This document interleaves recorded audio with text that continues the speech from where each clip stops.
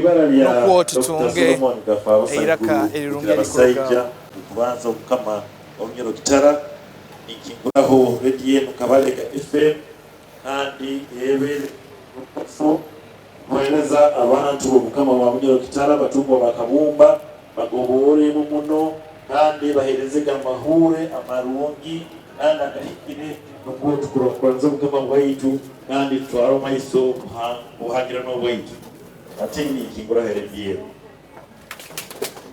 So this is where we type the stories, this is where the news is edited.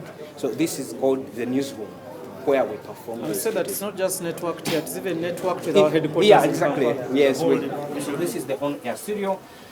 It is enclosed with what we call acoustics, so that the quality of the voice going out is good. So the acoustics were well made inside here.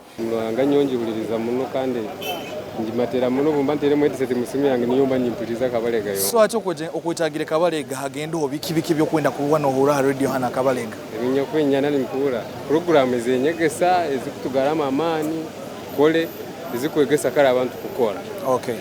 Fenga Vision Group mission ya Fene Vision tunokosa media okulaba nti tuyamba abantu okuprogressinga ogenda mu maaso kyovudde mulaba nga group tubeera n'ebintu bingi ebikolagana ku bulimi ku byenjigiriza ku byobutonde buli kimu.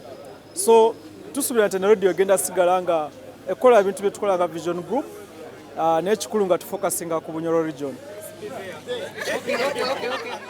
Download the app on App Store or Google Play Store now. Vision Digital Experience, the future of media.